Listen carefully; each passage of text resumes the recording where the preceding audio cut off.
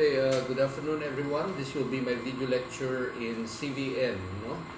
Chameleon Values and Norms, both for Block A and Block B. So, as I have told you before, you have to submit this book after accomplishing all the exercises from exercise 1 up to exercise number 6, no?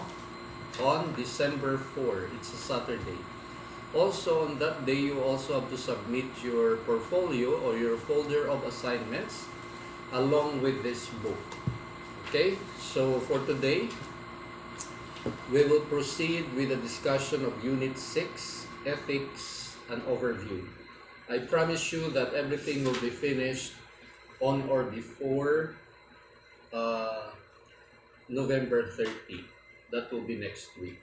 Okay, so that you could submit your book by December 4. Okay, we proceed with the discussion on ethics, which is a very short chapter. Unit 6 or Chapter 6 talks about ethics. So when ethics is being discussed, what comes to your mind first? No? Well, I told you that ethics would have something to do with the concept of good and bad, no? Something that is right or just, no? Something that is right or evil, no? So you could see the opposing side, no? When we talk of ethics, we talk about this, and also something that is moral or ethical, no? Moral or ethical, or something that is immoral, no? On the other side, no? On the other side, we talk about that. No? So ethics is otherwise known as moral philosophy. Moral philosophy. They mean the same thing, no? Moral philosophy. When we talk of moral philosophy, of course, we are talking about what is ethical or what is moral. Now, ethics came from the Greek word ethos. No? Ethos would be, we are referring, when we talk of ethos, we are talking about the character or the personality of the individual, no? We talk about character, and of course, what we are after will be good character, no? Ethos, coming from the Greek word ethos, which means character or personality. Clear so far? Now, what we are concerned about when we talk about ethics will be four, no? Specifically, we talk about, when we talk about ethics or the beliefs, guidelines, no? Standards of morality. No? We are talking about this. And specifically, when we talk about beliefs, guidelines, standards of morality, this is what we call an evaluation concept. We tend to judge its evaluation concept or an evaluative standard. No, there is a standard upon which we base our action. No, clear so far? No, it is evaluation concept, meaning we weigh things out before doing something, or it's an evaluative standard. Specifically, when we talk of ethics, when we talk about that, what we would like to know would be what, how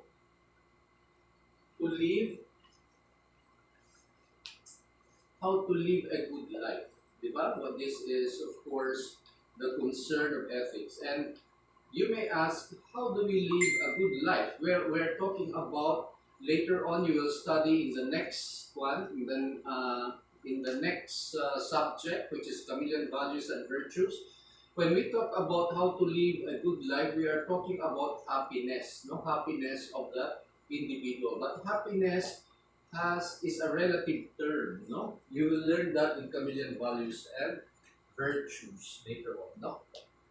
Also, aside from living a good life, it has something to do also with our uh, duties and responsibilities. Duties, rights, and responsibilities as citizens of this universe. No, we also talk about this, no, yung responsibilities, rights and responsibilities. Also, that is still a part of ethics, no? We would like also to know something about the language, no? The language of right or wrong, no? Right or wrong. Actually, this is an evaluative standard, no? Right, what is right and what is wrong. And then finally, aside from the language of right or wrong, we also talk about moral decisions, whether it is good or bad, no?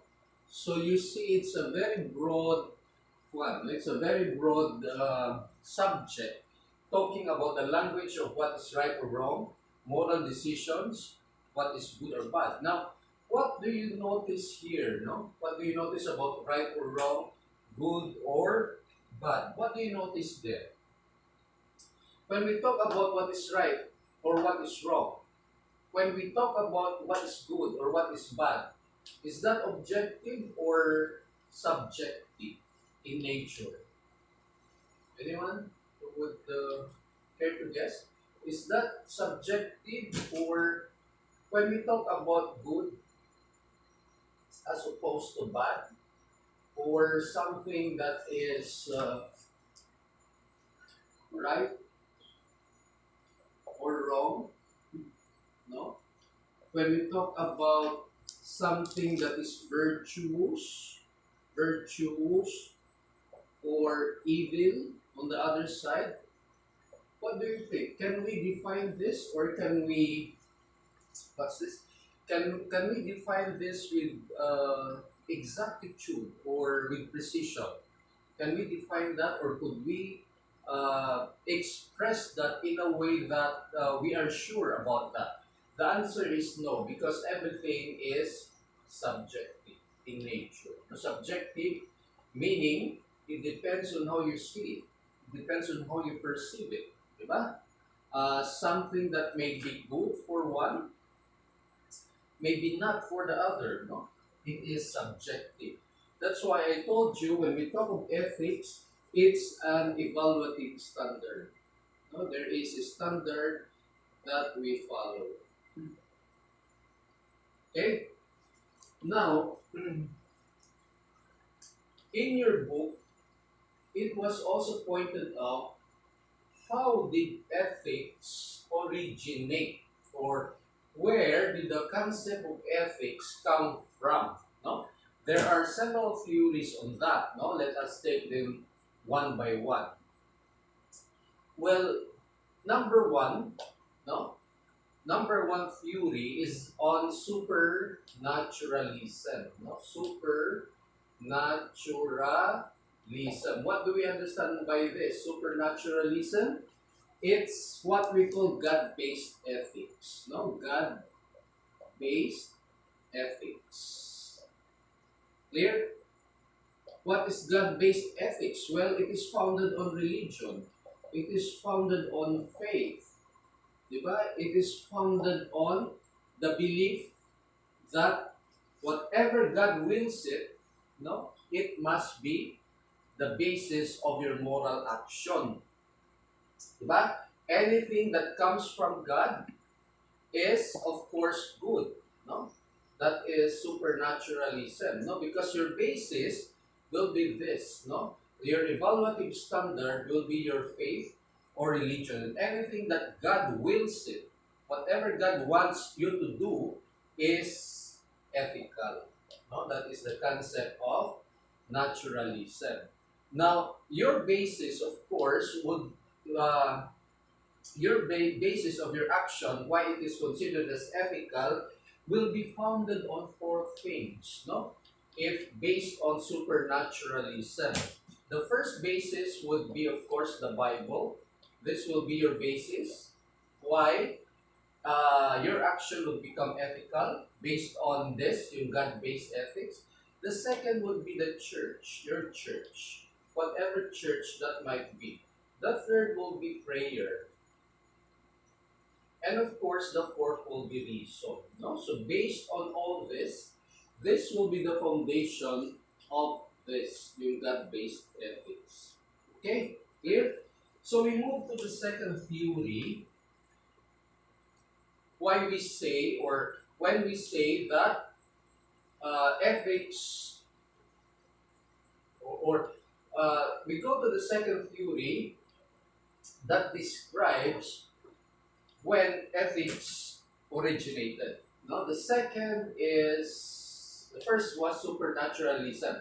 The second is what we call intuitionism. Intuitionism. Well, coming from the word intuition, it means from the mind. Actually, when we talk about intuition, we talk about your moral conscience. No? Moral conscience, and also your intuition, of course, coming from your mind. So this theory naman, this theory, how ethics came about or came into being, is based on the individual's, what's this? Moral intuitive sense. We call that moral intuitive sense. What do we mean by moral intuitive sense? Well, because we have that, no, yung conscience that we call, we have that intuition that we call, we know how to evaluate. We know whether a particular action is good or bad. No? Intuition, conscience, no? Conscience, intuition, reason, these are the foundations of what we call intuitionism. No? So in short, an individual, an adult individual will know, no? Will inherently know that an action is actually inherently good based on his conscience, based on his intuition, based on his reason. Okay? So ikaw mismo as an individual, alam mo naman that an action is good or an action is bad if your barometer or your yardstick will be your conscience, your intuition, or your reason. Okay, the third theory, how ethics came into being, is what we call consequentialism. No? Consequentialism. No? So this is propounded by Jeremy Bentham. No? The proponents of consequentialism are Jeremy Bentham and John Stuart Mill. No? John Stuart Mill. What does this say? No? When we talk of consequentialism, we take a look at the consequence of your action. We take a look at the consequence or consequences of your action. And based on that, no? Based on that, the greatest good, this is the slogan famous for consequentialism, the greatest good for the greatest number. No? The greatest good for the greatest number. Which means that if your action was able to benefit, or the consequence of your action is of course for the good of the greatest number or the greatest majority, then your action is considered as ethical, or moral. You understand?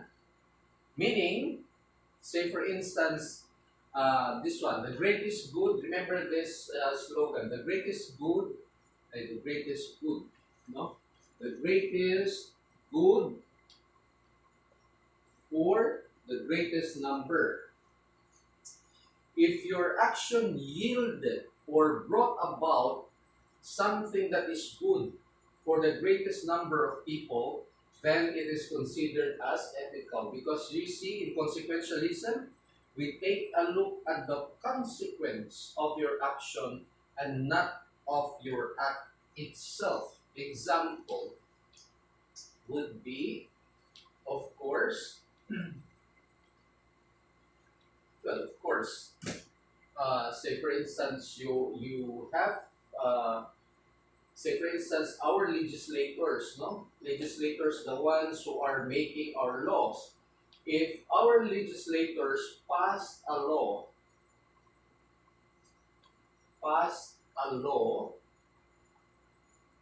prohibiting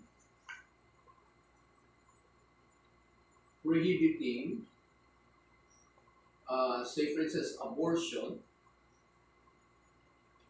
or say for instance prohibiting say divorce, for instance. No, these are controversial issues which fall under uh, the use of an evaluative standard. No, if this law, for instance, this law on abortion, prohibiting abortion, benefited the greatest number of people in our population, then this action of our legislators can be considered as ethical.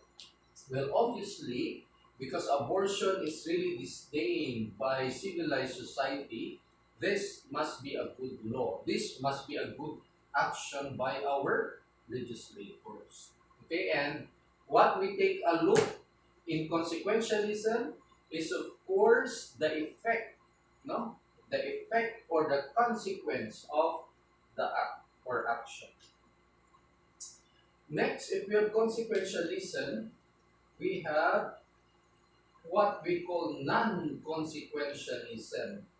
Non, number 4, would be non-consequentialism. And what is non-consequentialism?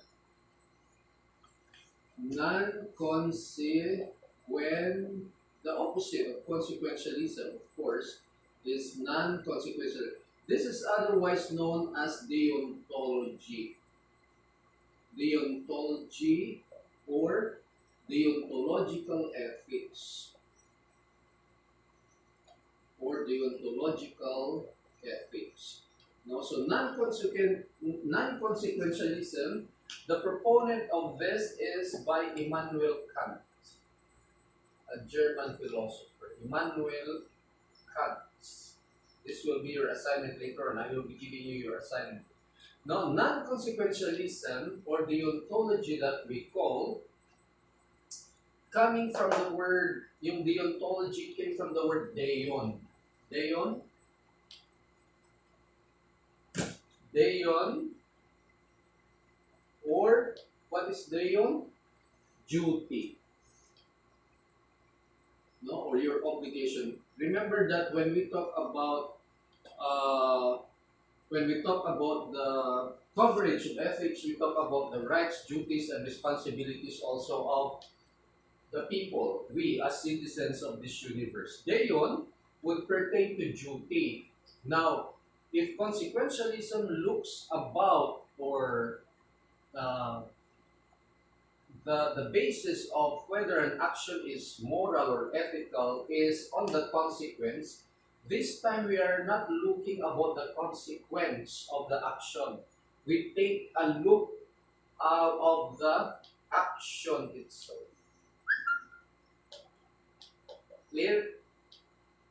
We do not take a look at the consequence. What we look is the action itself. What does that mean?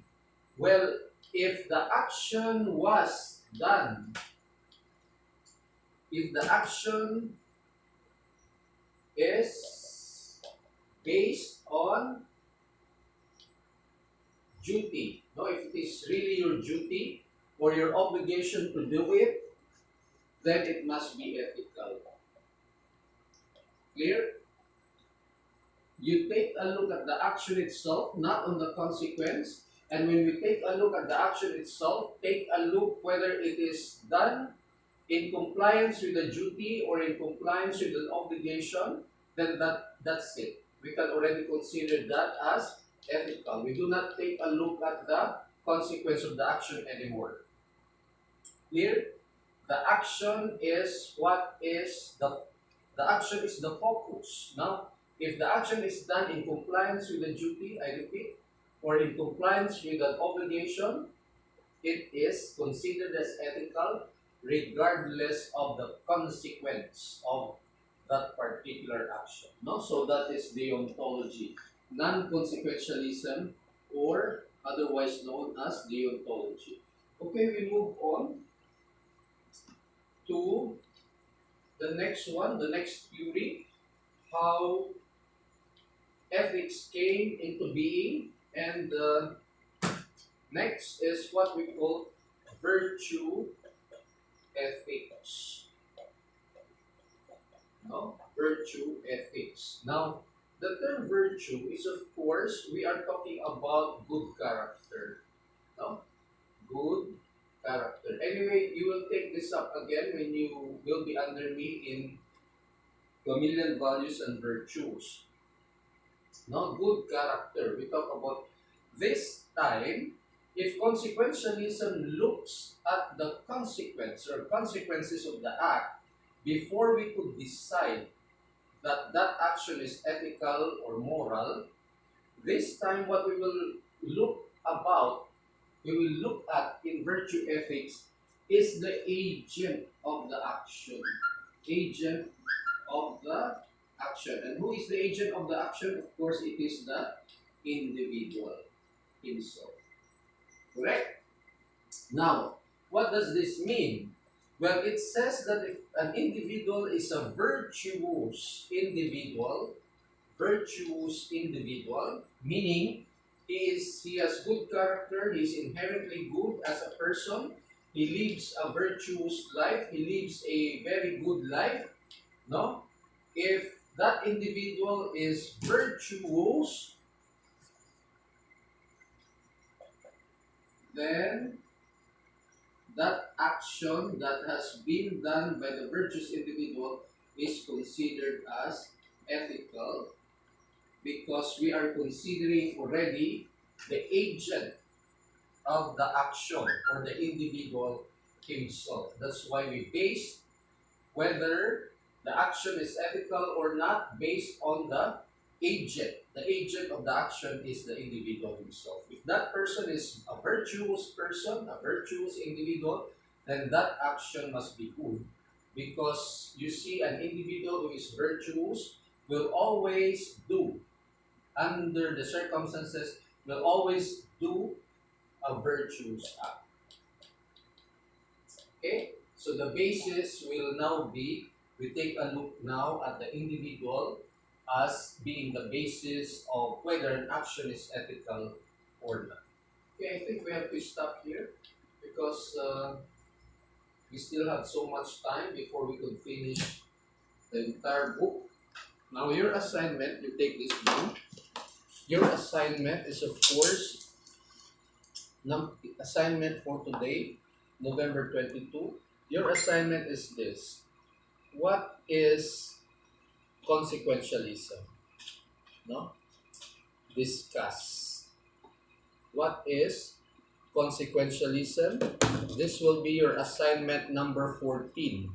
So there will be one more assignment before you will submit your portfolio. This one will be assignment number 14.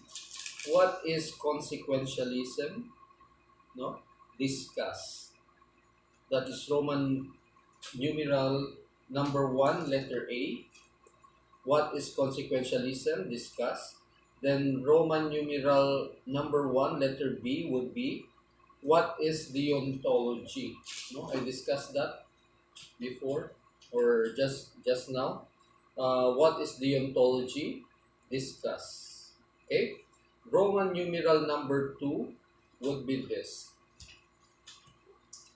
So, Roman numeral number 2, letter A, part of your assignment still. Roman numeral number 2A, give the contributions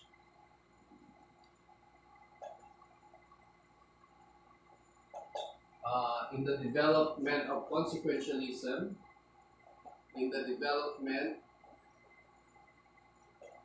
of consequentialism,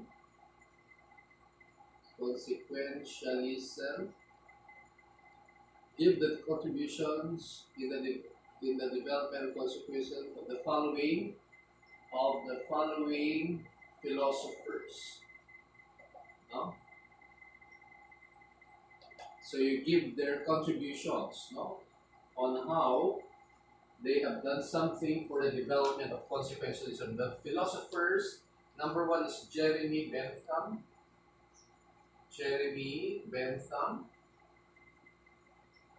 And then the second is John Stuart Mill.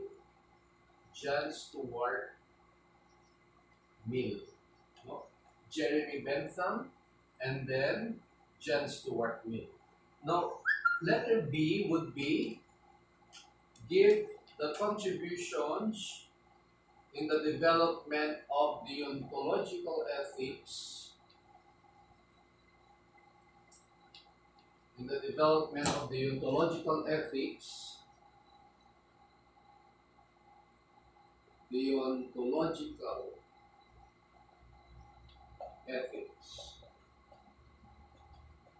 Give the contributions of, I have to mention, make it simple. Give the contributions of Immanuel Kant.